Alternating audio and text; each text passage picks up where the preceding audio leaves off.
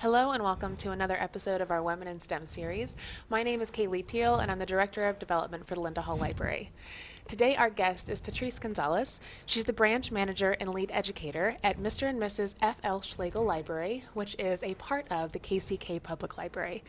Patrice, welcome and thanks for being here. Thanks for having me, Kaylee. Absolutely. So tell me what you do at this library. Tell me your role and kind of explain some of your day-to-day, because I know you're connected as a lead educator, but you also have environmental education backgrounds. So kind of tell me all the things. Yeah, Mr. and Mrs. F.L. Schlegel Library, it's specifically an environmental learning library. So we are a part of the Kansas Public Library System, but we're also a part of the National Park Service. Okay. Yeah, what we predominantly do there during the school year would be have field trips. We offer 35 plus different field trips, predominantly with Kansas City, Kansas Public School District. All our field trips are free. We have a blow-up planetarium, we do hikes, we learn and touch animals, anything under the sun that has to do with science, no pun intended there. Right. And then during the school or summer, we actually do summer camp all through June through August. Wow. So we're pretty busy. This is the first time I'm wearing professional clothes in a while because I've been working outside a lot. So in that, we just have week-long camps.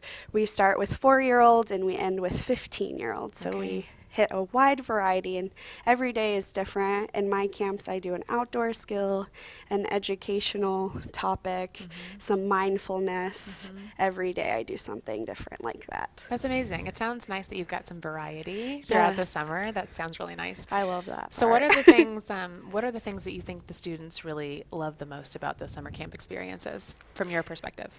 Honestly, probably the socialization, Yes. right?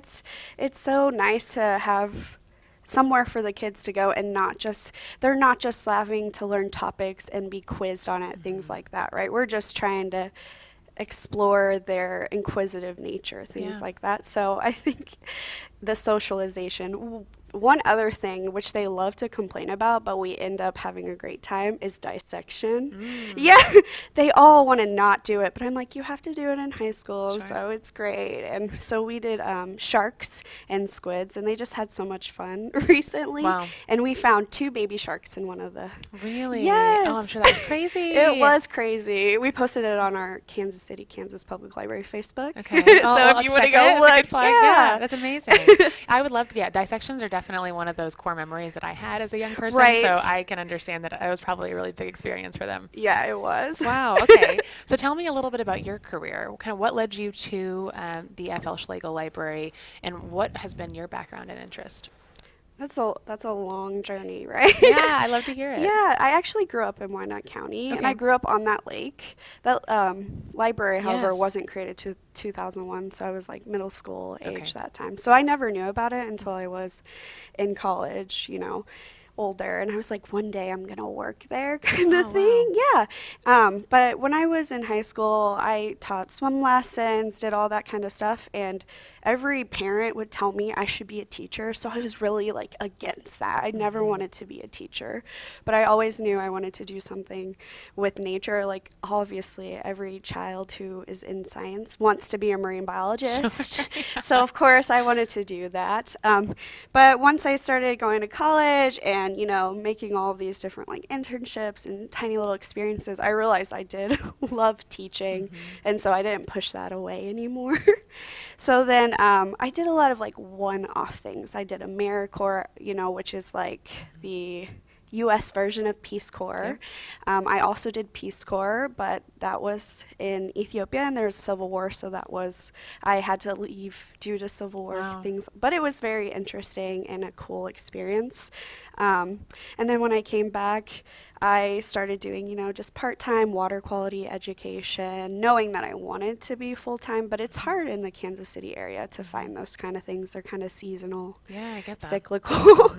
So, yeah, one time I wanted to throw in the eco psych park too. I love that. Yeah. When I was teaching, I really noticed a lot of as a lot of kids these days have climate grief and depression and anxiety, and noticed their interactions with nature and how they felt after that. And so I wanted to study ecopsychology, which is the study of the natural world and the human psyche. Wow. So I incorporate a lot of that mindfulness and stuff in my teaching abilities as well, because teaching about climate change and stuff can be really depressing. Of course. So yeah, that's how I got where I am today. One day I saw that the branch manager position was open at Schlagle, and I applied, and I guess it was just my turn, and I had the experience, and I've loved it ever since. It's definitely like my dream job to grow up and then like offer back to the place that kind of nurtured me is really nice, and to see like kids from the elementary school I went to, the middle school I went to, the high school I went to, that's really cool to connect all of that.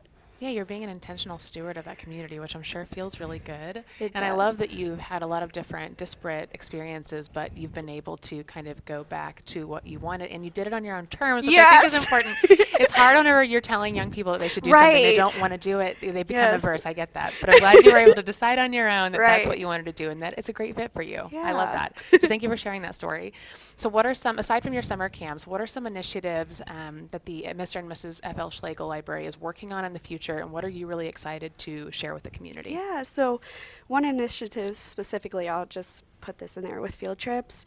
We all our field trips are free. Okay. So we even offer, like, I've had people come from Everest, Kansas, which Okay. is 2 hours away, Pittsburgh, Kansas, to do dissections and things like that because they don't have a planetarium or they can afford it. And then if they're in Wyandotte County specifically, I offer a $100 bus stipend so that Okay. basically they can come free Sure. to the program.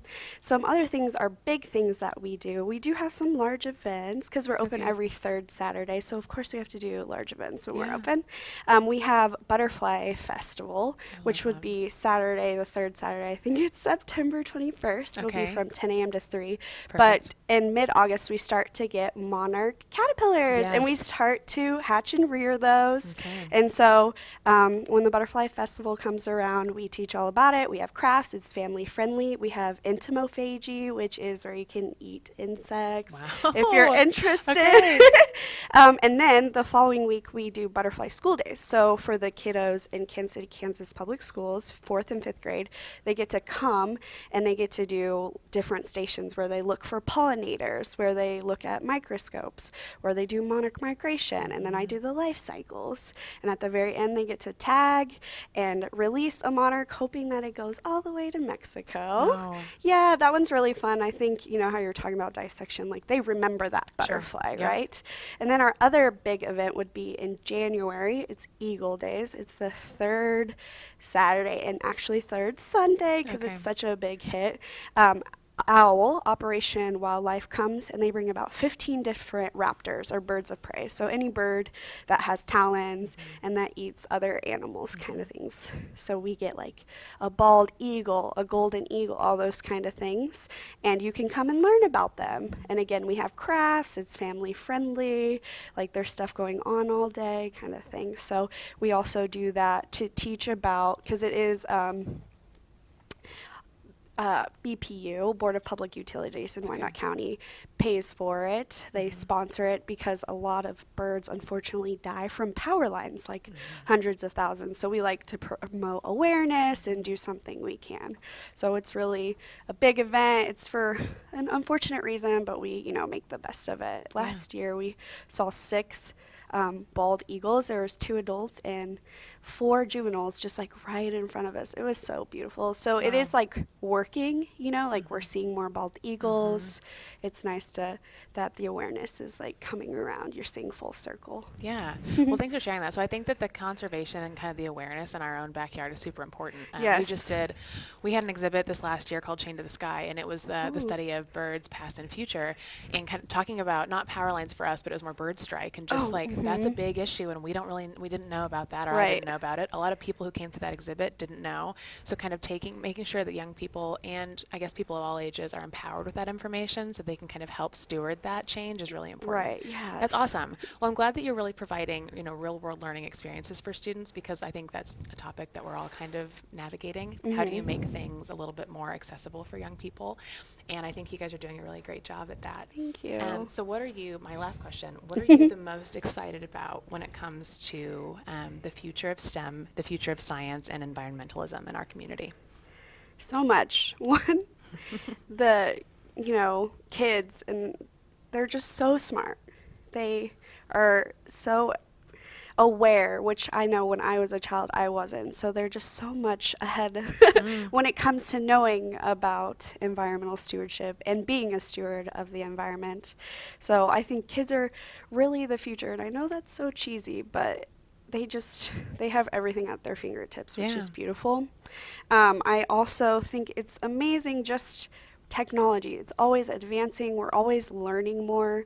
And with science, that's what I love about science. Like, if we have a theory and we prove that theory wrong and we have a better theory, I think that's so important. Life, everything, the most constant thing is change, and that's science. So I think it's always going to get better. We're always going to learn more. We're always going to, we don't know everything. I don't think we ever will, but we'll keep knowing more. We have to continuously be lifelong learners on this planet. Well, thank you for sharing. Thank you for your time, and I hope more people get to come see your library. Yeah, me too. Thank you so much for having me. Absolutely.